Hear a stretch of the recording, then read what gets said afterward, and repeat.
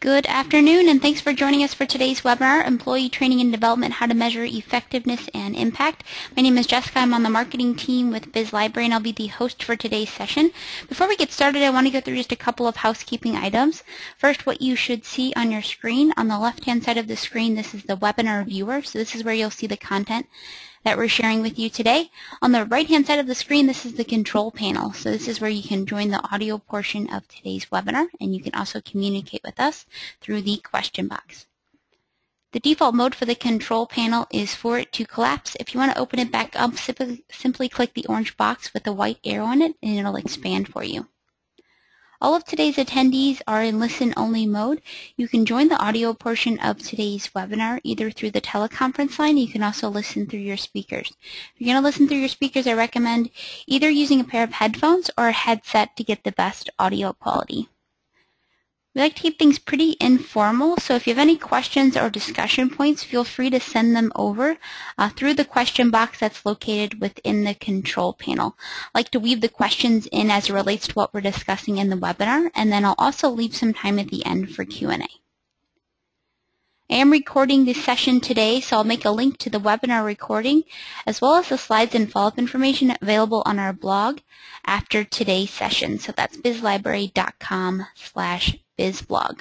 Also, if you'd like to download the slides for today's webinar, I put a link to the slides in the chat panel. On the right-hand side of your screen, you should have also received a link to the slides in the reminder email that you received this morning. Today's webinar is approved for 1 hour CE credit for all of you HR professionals attending. I'll make a link to the completion certificate available at the end of today's webinar. I'll also send a follow-up email around 4 p.m. Central Time today, and that'll include a link to the completion certificate as well as the webinar slides and the recording. If you'd like more information on certification or recertification, I encourage you to visit hrci.org. Again, my name is Jessica. I am on the marketing team with BizLibrary. I'm working in the training and development industry now for about 5 years. I'm very active in social media, so I tweet on behalf of BizLibrary at BizLibrary and also at my own account at Jessel Petrie. I'm also pretty active on LinkedIn, so I like to share a lot of articles and discussions around human resources, learning and development, and marketing. So if you're on either of those social networks, would love it if you'd reach out and connect. Presenting with us today is Chris Osborne. Chris is the VP of Marketing for BizLibrary. He's also worked in a consulting capacity with a Paris-based leadership development consulting firm where he helped organizations design and implement leadership and executive development programs. He's been performing learning, development, and training functions formally since 2000 and informally for organizations since 1987. Prior to Chris's move into the business sector, he practiced law in the areas of labor, employment, and business litigation for over 12 years. He graduated from WashU School of Law with honors in 1987. Chris is also active in social media, so you can find him on Twitter at Chris Osborne STL, and he's also active on LinkedIn, so I'm sure he'd love it if you'd reach out and connect as well. Just to give you a little bit of background on BizLibrary, BizLibrary is a leading provider of online employee training and e-learning solutions. The award-winning content library contains more than 7,000 online employee training videos covering every business training topic, so things like communication skills, leadership and management, sales and customer service, compliance and safety training, desktop computer skills, and more.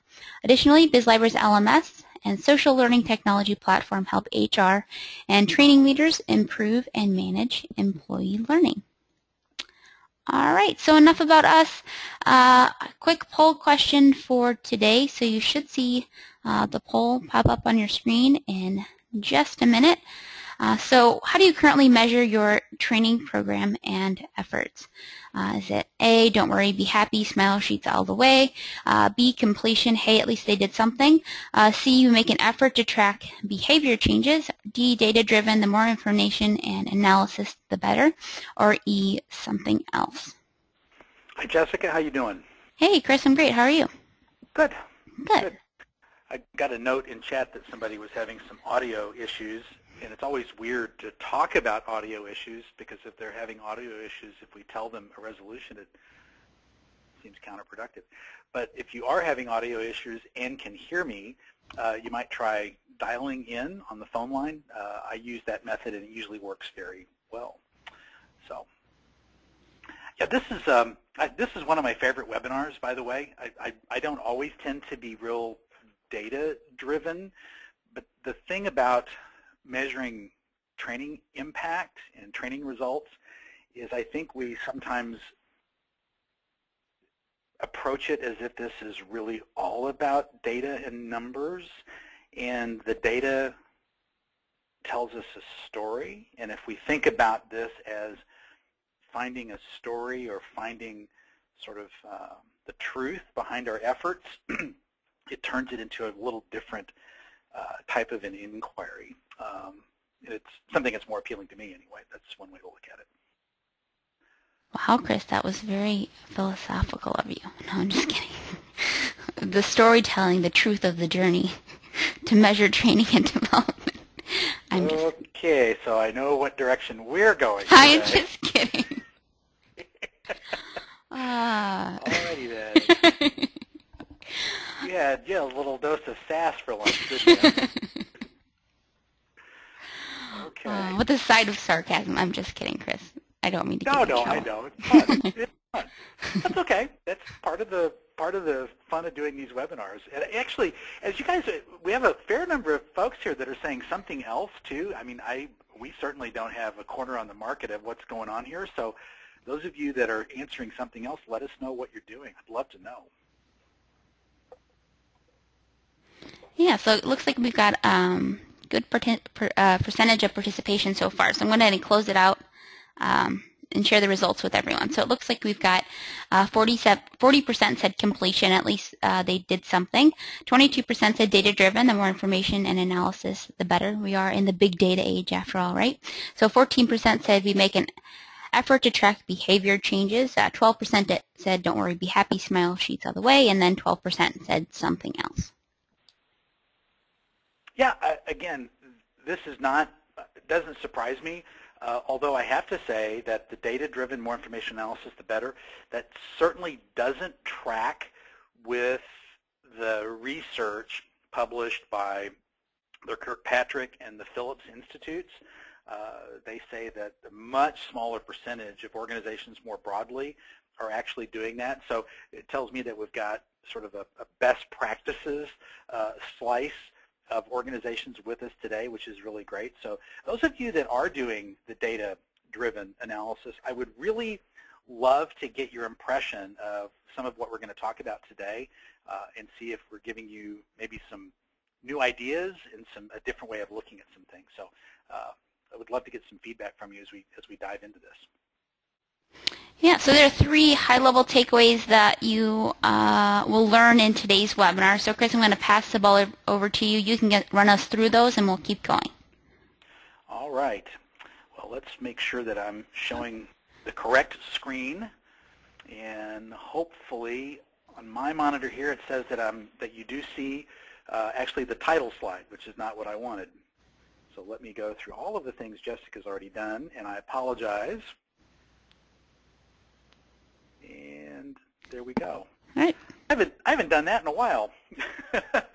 Okay, so here we are. These are the high-level things we want to try to cover today. We want to talk about sort of where we've been and where we're going in terms of training metrics. And this is really important because this is one area of our profession that is undergoing, I think, some rather significant rethinking in terms of best practices. And we have a really interesting bit of research to share with you today. I think a really provocative new way to look at this and a resource to share with you. We want to talk to you about how to determine goals and key indicators. This becomes a really critical piece of this because if we're not measuring the right things, then we're really setting ourselves up for not getting good data back. And then we have a pretty straightforward 5-step process that you can use fairly quickly to create a measurement plan.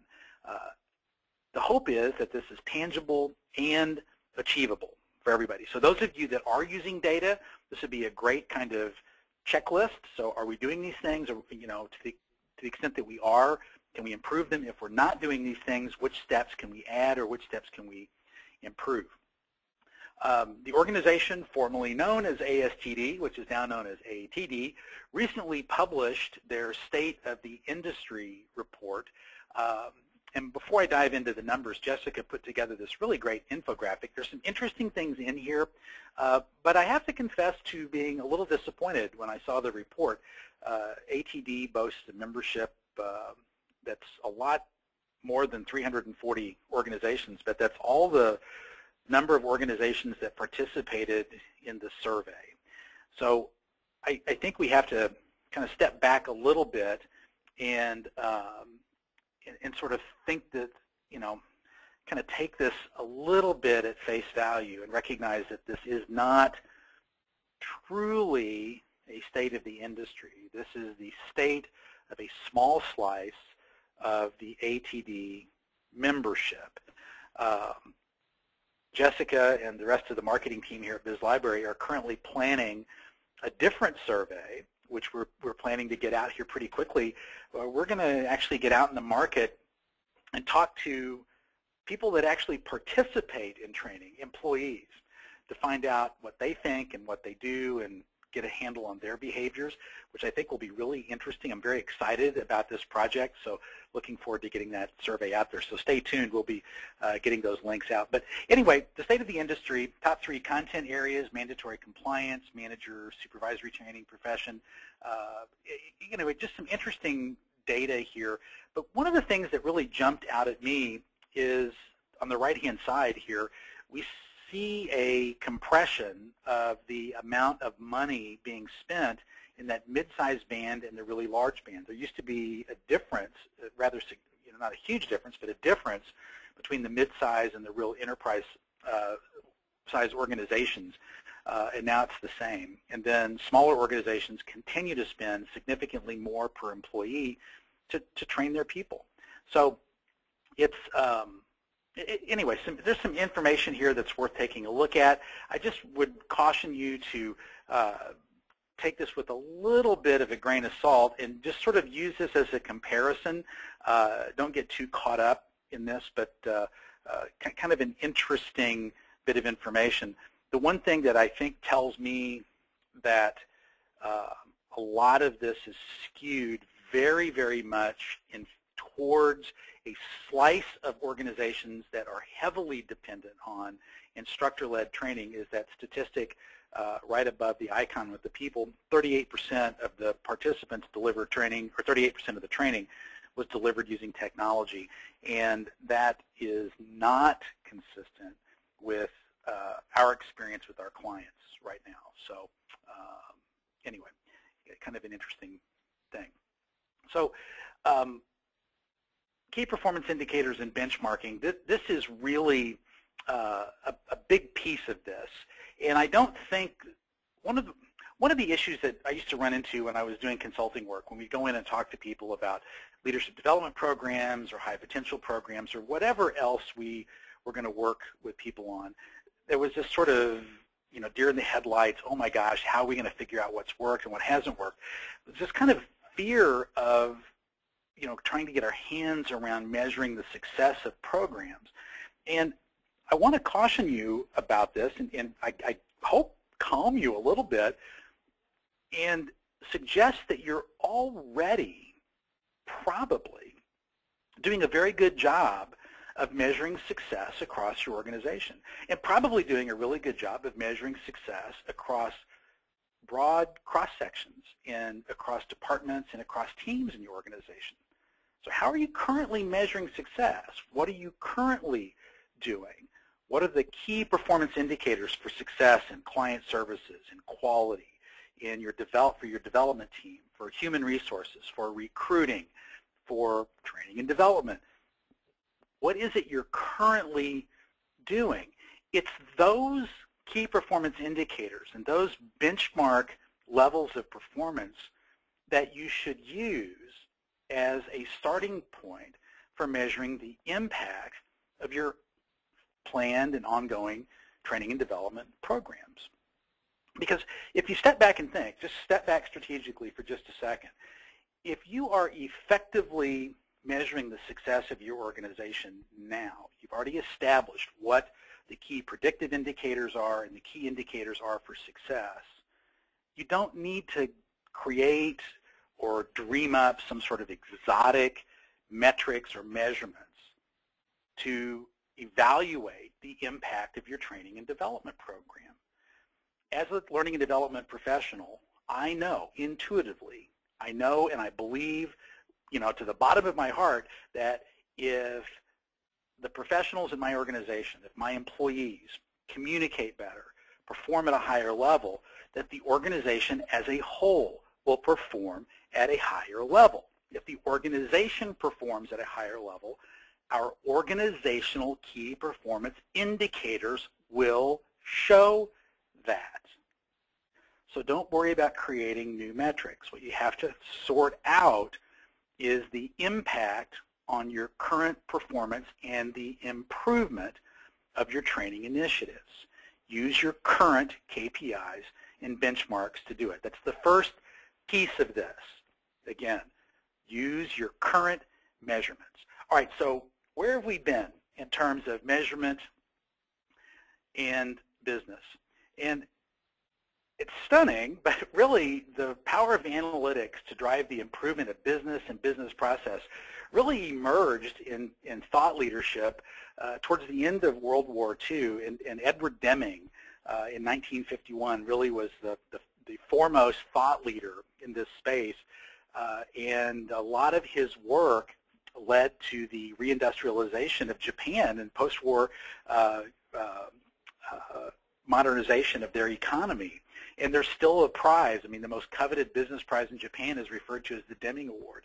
A lot of his work was ignored in the United States for many years. It's now widely accepted in the United States as well, but he really was the first thought leader in the business space to really look at analytics to drive, measures of improvement to processes. Well, Don Kirkpatrick, who recently passed away, of the Kirkpatrick Institute, and Peter Drucker, by the way, was the next big business thought leader. He was really, really brilliant. If you're not familiar with Peter Drucker, I highly recommend that you become familiar with some of his writings. But he was the first person to coin the term knowledge worker, but he really began to hone in on the business of management, and it had a lot to do with getting your hands around data and information and understanding how information can help you make great business decisions. Well, along comes Donald Kirkpatrick just a few years later, beginning in 1959, and began to apply these principles to measuring the impact and ROI of training. And the Kirkpatrick Institute lives on today. The Kirkpatrick methodology lives on today, and it's still very influential in our profession.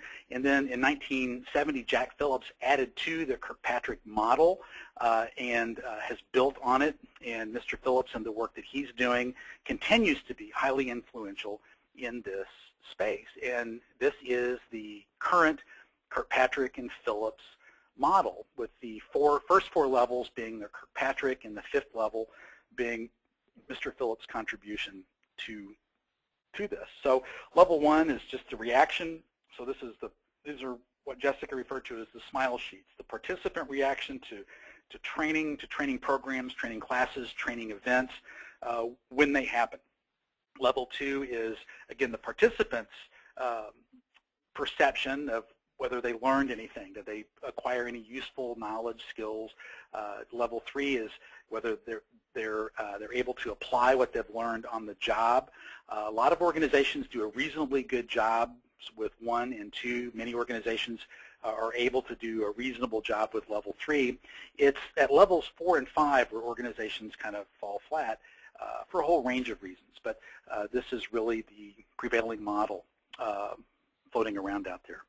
Jessica, anything to add to that?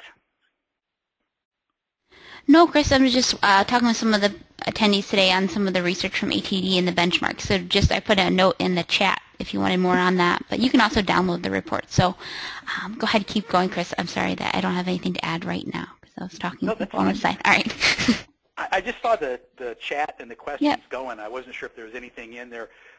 Frequently when it's fired up like that, you're trying to get my attention, but not today. All right, so if we think back through that history I just went through, I mean, beginning in 1959 when Mr. Kirkpatrick really launched into sort of the thought leadership about training, I mean, a lot has changed. I mean, the price of gas was 25 cents a gallon. By 2013, it's $3.61. It's a little less than that today, strangely enough. But, you know, the price of a home, you think about sort of the leading edge technology. We had Sputnik. Today we have 3D printing.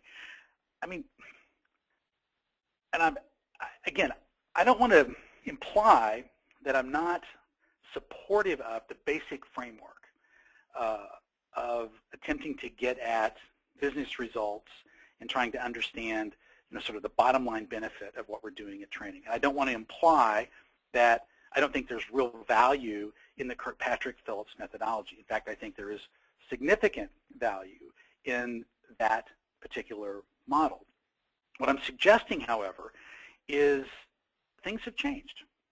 The business world has changed. The pace at which we operate has changed. And if you think about business processes, business ideas, and business models, not many things that were introduced to us in terms of thought leadership in the 1950s survive intact and unchanged today, you know, 45 years later. It's not a bad thing or a good thing. It's just that ideas have evolved, the market's changed, the pace with which we work has changed, technology has changed so much. So it's time for a reevaluation of how we really get our hands around measuring the impact, the bottom line business impact of what we're doing with respect to training. Okay? It's not the 95% that's right that makes something work. It's the 5% that's wrong that messes everything up. This is a great quote from Measuring, Managing, and Maximizing Performance from Will Cados. And that's kind of how the Kirkpatrick Phillips methodology, how the current thought leadership in this sort of strikes me. It's right a lot of the time, but that 5% that we have not quite there really kind of gets in the way. And this is one of the issues. When I first entered into the learning and development space, I heard a lot about, you know, isolating the effects of training, that we have to, you know, really focus in on just exactly this precise contribution of training and training only, and that everything else needed to be discounted. So there's all these isolation techniques that we learned and have developed over time to eliminate the part of improvement after a training program that could be attributed to external factors. So change in the market, competitor goes out of business, pricing changes, supply chain issues, the manager support, and the level of manager attention that our employees get after training, whether there's incentives or motivation to do it, what sort of systems and procedure changes were made that helped amplify the impact of training, and then what's left once we, you know, get rid of these other factors that might have actually contributed to the improvement in our business. What's left is the effect of learning on improvement, and we spend a lot of time and effort and intellectual capital working on these isolation techniques. I spent, good grief, I can't even begin to count the number of hours I used to spend thinking about isolation techniques when I first entered this space. And there's all sorts of interesting tools that, you know, you've probably seen. So you've seen something like this, a trend line analysis. And by the way, we're going to use, this is the beginning of a use case that we're going to use. This is a trend line that illustrates the average number of days that a specific job remains open. So we can use a trend line analysis, and the one in purple is the date of the training event. And so by using a trend line analysis, we see that after we implemented the training, we see, you know, a downward slope in the number of average days. So we can say, well, after we started training, we got better. We went from an average of somewhere in the 70 to 71 day range down to 52. So we shortened the number of days it took us to fill this specific position. So hey, there, you know, our training had some impact here. So trend line analysis can help us see things. And by the way, I'm actually a big believer in trend line analysis. I do like this as a methodology to begin to pinpoint events and begin to look forward and backward from things. You've also probably seen control group. When you look at the best practices in this space, you'll see a lot of recommendations about using control groups. I'm going to spend just a moment on this because I'm not a big fan of control groups. And here's, these can work, but if you think about it, so you spend time and energy training and really working to get one group of folks trained and you leave another group alone, you're basically saying we're going to accept subpar performance from one group of managers or one group of employees while we improve the performance of others. And in today's highly social, highly connected, highly wired group, can you really expect groups of employees to remain really isolated from each other like this? I don't think this is a practical or realistic model in today's world, so I really would discount that one. There are other methodologies that you're going to see mentioned in the thought leadership. Participant and manager estimations, well, it's only as good as the employee's ability to provide the information. There's all sorts of potential biases built into that. Senior management estimation, again, you've got human error, plus senior management so far removed from the front lines and from where the impact is actually going to show up, it's real difficult. And then there's a new methodology that we're beginning to see emerge that we want to spend a little time talking about today that I want to suggest has some really amazing promise to change the game in this space, and it's called the success case method. And it begins by asking some really important questions. And I'm a big believer in asking good questions. Now, my team plays Chris Bingo, and so I have these phrases that I like to fall back on. And one is you can't get good answers unless you start with good questions. And that's one of the things I love about the success case method. It starts by asking really good questions, which in turn lead to really good answers. What did this person learn that was new? How did this person use the learning on the job? Then the usage help produce a worthwhile outcome. Now, I wish I could say I was smart enough to have come up with this methodology. I'm not. This really comes from a book that Jessica and I found called Telling Training Story by Robert O. Brinkerhoff. I highly recommend this book to you. And in the book, he really explains this in much more detail than we're going to get into today. We're just going to give you a high-level peek at this. And if you take what we give you today, you can begin to get this implemented, to be honest. But it really is a fascinating step-by-step process to really dive into what's happening with your learning and development program and really uncover answers to these three questions, which will help you really get at this. Now, one of the things that so often we've spent time doing, I mentioned this earlier about this training isolation. We were going to try to find out, what things, really helped amplify the impact of the training so we can just isolate the training. Well, what this success case method does is say, well, wait, slow down. Why are we doing that? What we want to do instead is identify the factors that exist within our organization that amplify the impact and effectiveness of training. Let's find those factors, figure out what they are, and reproduce them throughout our entire organization. So rather than looking for ways to isolate the impact of training, we're going to find all of the factors that exist, not only the effectiveness of the training, but the amplifying and supporting factors as well, and build all of these elements into a complete program that actually drives success. So we're going to look for things like the level of manager support. We're going to look at things like the opportunities provided employees to apply learning on the job. We're going to look for the level of peer support on teams where we're seeing success. or the level or lack of peer support in areas where we don't see success. We want to find out if employees have access to content on demand. We want to see how leadership's involved, what their support looks like, and how that can impact things. So rather than worrying about training isolation, we're going to be looking at factors that amplify the impact of training. And I think this is a real game changer in this space, and I think it helps us really maximize the value of our investments in time, in energy, and effort in what we're doing with our employees, one, and two, it broadens the effect and engagement and value of many more stakeholders in the employee development programs that those of us that are part of the profession are already passionate about.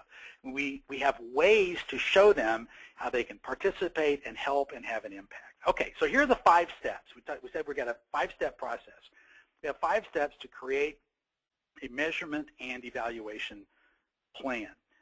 First, focus and plan the evaluation. Okay, you got to start with a plan. You got to have an idea what you're doing. Get at this with a purpose. That's the idea here. 2, you want to create an impact model that defines potential results and benefits. In other words, we want to know what success is going to look like and be able to measure it. Then we're going to survey to gauge overall success versus non-success rates.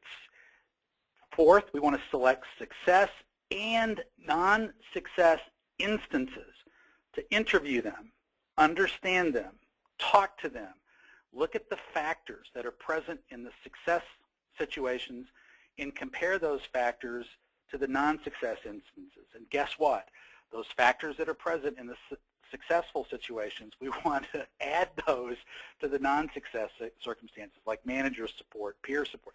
Again, we're looking for all the ways we can amplify the success of our programs. And last but not least, we formulate our conclusions and recommendations. We build our value statement and establish our return on investment. Okay? And we actually have a pretty involved use case that we're going to go through at the end that I think ties this together fairly well. All right, Jessica, I've seen lots of chat and questions still going. Is this a good time to take any questions, or should we dive into the steps? Chris, we're good to dive in. Then I'm going to jump in. Okay. Okay, so focus and plan the evaluation. It's really hard to be successful unless you have a clear plan, and that's required if you want to be able to prove your employee training is effective.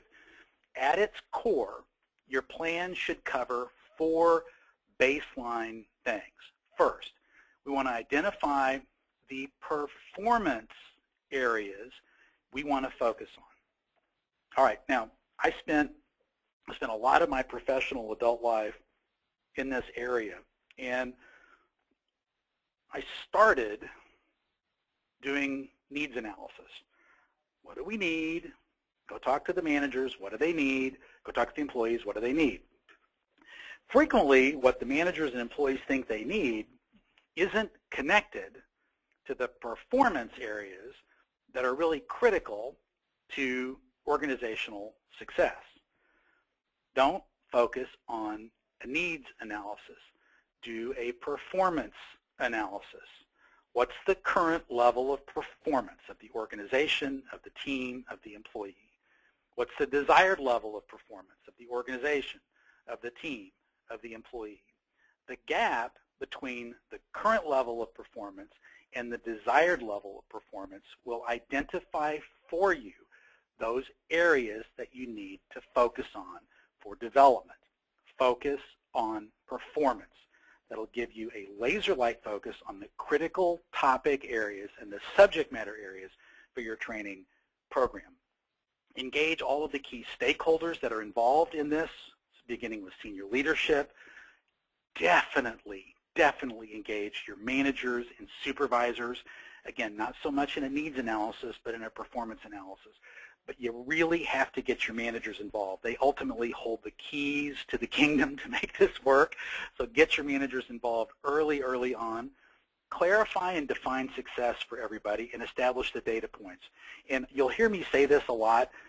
when we talk about goals and goal setting, but it really comes down to asking yourself two questions. What will success look like, and how will we know it? And if you just stay focused on those two questions with your stakeholders as you go through this, okay, so if this works, what will it look like, and how will we know we've been successful? You'll be able to have those two key points of your plan in place in pretty good shape.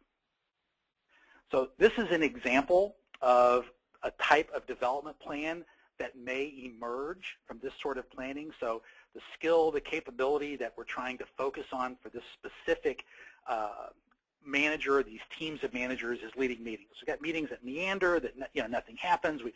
People walk into a meeting and they walk out and nobody really knows what the heck they're supposed to do. So we've got development options, we've got videos about leading meetings, creating meeting behavior expectations with your team. And my development action as a leader is to gather with my team. Now, that's a great bit of word choice on Jessica's part here, because it really highlights the collaborative nature of learning in today's workplace, but to discuss the meeting management and to create meeting expectations that should be applied to all team and project meetings. And then we're going to review this monthly. Have our meetings gotten better this month? Has everybody left the meetings with a clear plan of action? Does everybody know what's expected of them? So that's an example of the type of plan that might emerge.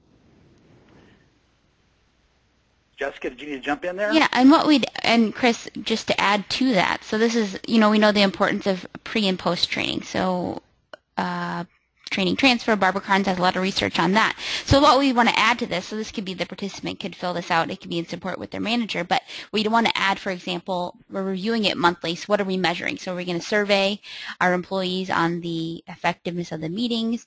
Are we going to, what are some examples of how you would measure the effectiveness of this, Chris? Well, on our team, for instance, would be how accurate we have a project planning tool that we use called Asana. So at the end of team meetings, are the Asana notes clear? Are they something that everybody are they tangible? Are there clear deadlines in there? Or at the end of a meeting, well, we're going to do this, we're going to do that. Do we have clear deadlines? Does everybody have a deliverable? Does everybody have an easy to understand set of deliverables for next week's meeting? That would be a great way to measure the success of this. All right, cool. Thanks. That's the only thing I saw missing with that. Yeah, it's a good bit of follow-up. I keep thinking maybe you put this in there for me too. But anyway, then the next step of our 5 steps is to create a model for success. And the modeling here, and I'm not talking about just sort of a simple sort of one-step piece of this. We start with our organizational goals, and we've got business unit goals that support those. But the key pieces here are these next 2 elements. What are the employee behaviors or actions necessary to deliver on the business unit and organizational goals? And then what are the employee skills or knowledge necessary to support those specific behaviors or actions? So going back to what we talked about earlier about the performance gaps. What's our current level of performance? What's our desired level of performance? Here's where we are. Use organizational goals as an example. Our current level of performance for recruiting, going back to our sliding scale, is an average opening of 70 days. Average takes us 70 days to fill an opening. We want to be closer to 50 days, okay? That's the difference between the current level of performance and the desired level of performance. So what are the employee behaviors or actions necessary to reduce that time by 18 days? Okay? Is it going to be better sourcing, better interviewing, more aggressive sourcing, interviewing? Is it going to be better time management? Whatever those things are. And then what are the employee skills or knowledge that we need to improve in order to support those behaviors? That's how to get at this. So it begins with the goals, but the key inquiries here are those behaviors and then the supporting skills underneath the behaviors. Now this is going to become extremely important when you start to think about soft skills. We get asked all the time about how to measure the impact of soft skills, and this is where it happens. Soft skills are critical behaviors that we all have to execute every single day. We have to communicate. We have to solve problems. We have to be able to put things into priorities. We have to do a whole range of things that don't necessarily, in a hard, measurable way, produce a widget or do whatever, but they definitely impact the bottom line. So you have to think about the behaviors that support the goals and then get at the skills that underlie those behaviors. And that's how we build a way to measure the impact of that. So then the third next step is we want to gauge the overall success versus non-success rates. And this is really where we build a survey. Now these are 5 survey questions, or this is a survey question right out of Telling Training Story. And there are a whole range of survey questions in here. This is, again, a tremendous resource. Which statement below best describes your experience since participating in the performance management training? I learned something new. I've used it, and it has led to some very worthwhile results. I learned and tried some new things, but can't point to any one very worthwhile thing. So you can kind of see that and really begin to see, you know, on a Likert scale from top to bottom, sort of a continuum of real great results to not so good results. But this is really what you're wanting to get at with your employees. But there's a whole range of outstanding survey questions in this resource. But this is really the kind of survey question that you're going to want to use to get at this information. And then we're going to want to identify successes and non-success instances. So for our successful instances, now we're going to presume that everybody had the same learning and development opportunities, everybody had access to the same online resources, they got the same support from us, from the learning and development professionals, same opportunities to participate. So why did some employees or some pockets of employees, some teams do better than others? Why are we seeing better results over here compared to this department or this team or this pocket of employees? What made this group of employees see better results? And we want to start looking at these 5 areas. There may be other areas, but this will give you 5 areas to begin to explore. These employees get an opportunity to apply their learning right away, which ties right into the manager support. Were the managers on board on this team? Did they understand clearly how to support and encourage those sort of opportunities? Did they understand really what the objectives of the learning were? Were they engaged in the performance analysis? What kind of peer support was provided? Did the peers participate with them? Was there a give and take? Was everybody encouraging each other? Were they covering for each other while they could participate in training? Did they have equal access to on-demand resources? Again, manager support for that. And what was the senior leader involvement for the team? Did the director, the vice president of the division, or the team, whatever, you know, how were they involved? Are they part of the solution or part of the problem? So on the success side of things, when you start to see these amplifying factors, again, we're not trying to isolate the impact of training. We want to do just the opposite. We want to find these factors that amplify results and bring these more broadly to the organization and apply those things across the board so we start to see the same types of amplified results throughout our organization to broaden the impact and broaden the value of our investment in terms of time, energy, effort, the whole bit. I mean, this is where we start to see the kind of gain in performance that gets the attention of CFOs and CEOs. And then the 5th of the 5 steps is we prepare recommendations. We identify the value, and here's where we, you know, explain the ROI. So we want to again go right to. Oops, apologize for that. We want to go right to the areas of increased performance. We want to identify the value of this increase, and again, we've got a use case to go through with you here in just a second. We want to talk about the cost to deliver the value, and we're going to make recommended improvements to actually increase the value. So in a nutshell, those are the 5 steps concluding in a report, essentially, to senior leadership. Jessica, any questions before we dive into our use case here? Yeah, 2 questions, Chris. First one's from Susan. So often managers focus on activity outcomes and don't really know what specific areas need improving. How do you get them to identify skill gaps? Well, that is our job, in a way.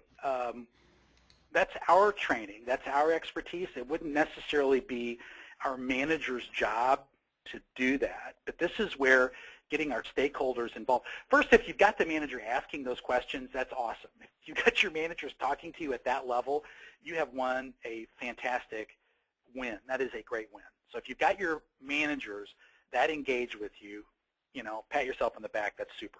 So you begin with, going back to the slide we had earlier, with the goals. So what are we trying to accomplish? So where are we today, and where do we need to be? So that's the gap in performance. So help the manager understand that gap, all right? So then help the manager break down the gap, the reasons for the gap. So what are the behaviors that we have to improve to fill the gap?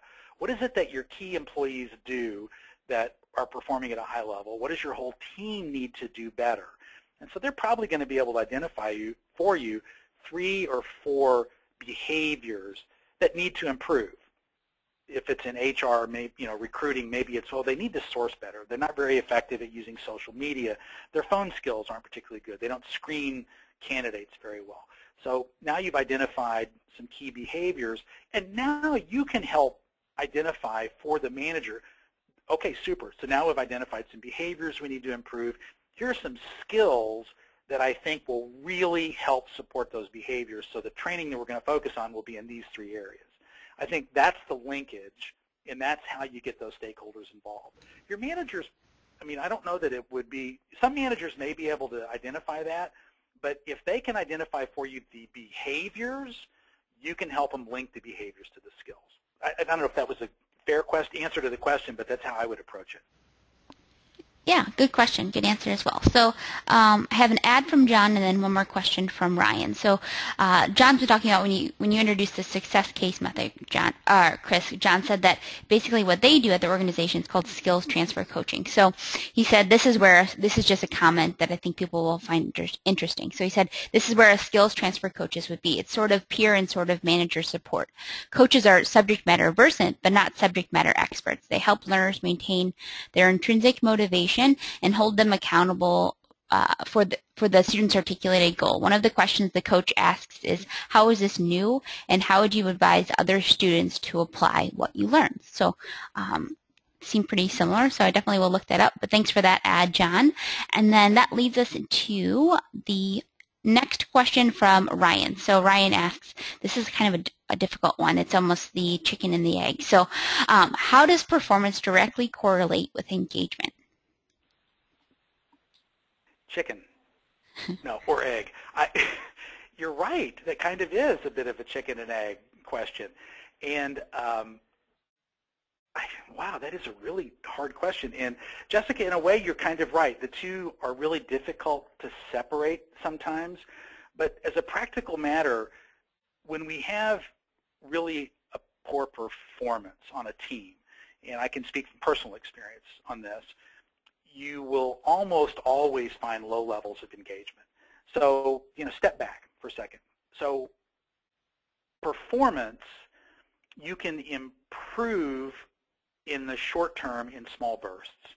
And that's what I recommend focusing on. Find those short-term gains, the short-term small wins, so to speak, as a way to begin to build confidence. And use those short-term, sort of the short throws, the easy wins to build confidence, help establish the value of the new leadership, and sort of begin to build a sense and foster a sense of engagement. By focusing on small, attainable wins in a series of them, you can begin to reestablish that level of engagement as you begin to build small incremental improvements in performance before you go for the long throw. That is, okay, so now here's where we are now. and okay, I'm going to blow your mind, team, here's where we want to be at the end of this year. But if you just come in right away and say, we really stink, and here's where we got to get to at the end of next year, and if we don't do this, everybody's, you lose any chance at all of improving engagement. I think you have to just take the engagement one employee at a time, try to find out what's making people tick, but find opportunities for wins, individual by individual, and then celebrate them. And find ways for each employee to win, one person at a time, one small win at a time. And it's a slow slog. I'm going to be real honest with you. That is a slow slog, and I am experiencing this right now with one of our teams here at Biz Library. But it works. It will pay off. The long-term payoff is there, but that's what you have to do. So not an easy answer, I will admit, but I think that's the way to get at that. I think it's performance first, small incremental wins, celebrate, build engagement one small win at a time, one employee at a time, and once you kind of build a foundation, get that engagement level up a little bit, you're ready to open their mind up to see the possibilities of a different level of performance, and with them following you at a different level of engagement, you can win on both fronts. Okay, so I wanted to go through this use case. We don't have a lot of time, so I'm going to go through this a little bit quickly. You're going to have access to these slides, but one of the things that we see all the time is challenges with measuring the impact of soft skills training. We just published an ebook on this, which I would encourage you to download if you think about it. We've got several use cases in there. But this is the value of training on writing skills for account representatives. Now, we all know if we improve our writing, all of us that are in this space get this. We understand it. But what's it going to actually do for us? Well, our account representatives and customer service reps, they have to write, in our organization, they have to write descriptions of what's going on. And our account reps have to record bugs. And they have to get them over to the customer service reps. The average turnaround time on bugs fixes is 21 days. We're trying to get it down to 10 days. The issue is our writing is kind of sloppy. So the bugs, 80% of them get returned back to the rep for clarification because they're poorly written. At $50 a day, these bugs, over a 6-month period of time, we had 1,100 bugs. It cost us $1 million, $1.1 million. So the expected value to be gained is measured by using the average revenue loss for each day the service is down for customers due to sloppy or unclear written explanations of bugs to the programmers. So this is a measurable, visible, negative impact of the failure to execute a soft skill. All right? So we're going to tackle this with an improvement plan. So our training costs, our HR reps, we're going to spend about 90 grand. For the reps to be involved, it's going to be 300 grand, so we're going to spend 390 grand. Well, the impact is less than 10% of written bugs were returned for rewrites in 6 months after the program, and the average bug fix was reduced from 21 days to 12 days. The total bugs affected was 1,200. So the average value gained was a little over $500,000. So real straightforward, pretty simple way to get at this, but you have to understand these metrics. Again, we've got the problem, we've got a performance gap. Here's the desired level of performance. Here's our, current level of performance. Here's what that looks like, and here's what that's costing us. Here's the program, and here's the value. So the key takeaways here, and the other piece of this, what we're going to learn is, access to online writing courses, including time to take and complete 5 courses, successfully complete writing unique value, and 2 HR reps needed to administer. What we also learned in this program is manager support turned out to be really important to make that happen. So the key takeaways from today's session: focus and target training to directly address organizational strategic initiatives. Stay focused on high-level goals. Focus on employee success and all of the factors that work to improve performance and change behaviors, not just worried about training isolation. And there are 5 key steps to create a measurement program plan. Focus and plan your efforts, create a model, compare results, develop recommendations, outline value and ROI. All right. Jessica, I'm going to be quiet a moment. We have a few minutes left and maybe even a little time for some questions after you wrap this up. All right, Chris, sounds good. So continue to post your questions in the question box on the right-hand side of your screen. I have a few recommended resources for today's attendees. This first one is a series on using feedback to improve your business. So it's a series that includes things on how to plan surveys, how to write survey questions, how to analyze and report back on surveys that you're doing in your organization. So it has, let's see, 6 different courses that are included. Another recommended resource is on framework for execution, so the failure to execute. So this is going to help you. So maybe you have everything planned out, but you're not really sure how to make sure that it's going to work and how to execute it effectively. So this is another course series that I recommend. It's a 4-course series, all short videos, less than 5 minutes in length. So again, here's a look at some of those, that survey and feedback series that I highly recommend for all today's attendees. So all the courses that I recommended today, as well as more than 7,000, actually more than 10,000 now, courses are included in the Biz Library collection. Includes more than 25 different topic areas, and it's set up to where your employees get unlimited access. So if you want to try out any of the courses that I recommended, I'll put a poll up for a free 30-day trial. Just let us know through that, and I'll leave that up throughout the question period. All right, so Chris, this next question comes from Michelle. So she asks, how do you recommend we assess the current performance of the entire workforce? We've always addressed training needs on an individualized level, which has been successful. So for example, one company's site is struggling with conflict.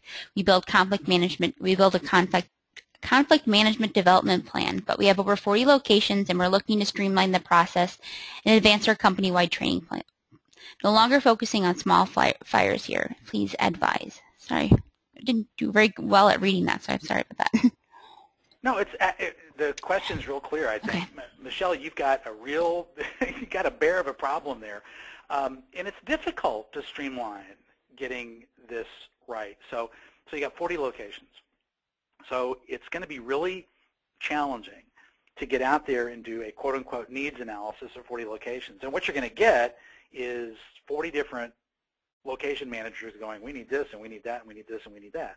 And that's going to be a nightmare, and you're not going to streamline anything. Okay? So this is really where doing a performance analysis and a performance gap analysis is going to pay big dividends to you, I think, and to your team. So what you're going to have to figure out a way to do is identify those locations that have some functional commonality. Are these logistics locations, shipping locations, warehouse locations, office locations? What are the functional commonalities? I mean, I'm assuming that you've got locations that share some commonality. If that's the case, begin to see if you can't figure out, is there a continuum of performance across the groups that share some operational commonality? I would be willing to bet that there is. By organizing your locations that way, you're going to be in a little bit better position to streamline a company-wide training program, because you're going to have a better handle on the performance gaps by type of location. And that's going to give you a better opportunity to get a handle on development plans and development programs by employee type and employee function, location by location. So it is not going to be easy, I will tell you right now, but that's really how I would look at trying to get a company-wide program and plan organized and pulled together. But you have to start with not working with 40 different individual locations. You have to figure out how you can get that to a manageable number of groups identified by some common denominator. If you can begin with that, you can start to get it into a manageable group and begin to create some common language around performance gaps and performance issues that you can begin to address by groups of locations. And I think that will get you down the path that you need to be down. All right, one more quick question from Kenneth. So we talked a lot about measuring the impact of training, so a singular event or or process. What do you recommend for reinforcement and follow-up to avoid learning retention and drop-off? Well, Kenneth, if I implied at all that we look at training as a singular event or one-time thing, I apologize. When we refer to training and employee development here, we really do think of it as an ongoing, very, very interactive, collaborative process. So that's the first thing I think that you have to keep in mind is, from our perspective, going back to those factors that amplify the impact of training, that level of manager support. When you really dive into what's worked, I'm going to bet good money that team after team after team, employee after employee after employee that has great success, sees big gains in learning and performance, they're going to have high levels of manager support and high levels of peer support. And that's really the secret to this, is to not look at this as a one-off or an event. It's about building a culture, building an expectation of continuous performance where everybody's a part of it, and learning is a continuous, ongoing thing. That's really what we're trying to communicate. All right, great questions. I'll go ahead and wrap up for today. For those of you that are attending for HRCI credit, I put a link to the certificate in the chat panel on the right-hand side of your screen. I'll also send a follow-up email. You should receive that in your inbox around 4 p.m. Central Time today. That email will include a link to the certificate as well as the webinar recording and the slides. This is the last webinar for 2014, so I hope you'll consider joining us for webinars in 2015. We have the schedule up on our website at bizlibrary.com/webinars. I hope everyone has a great holiday. Thanks so much for joining us for the webinar today. Thanks for all of the great questions, and thanks for presenting, Chris. Thank you all, and have a happy and safe holiday, and we hope to see you after the first of the year.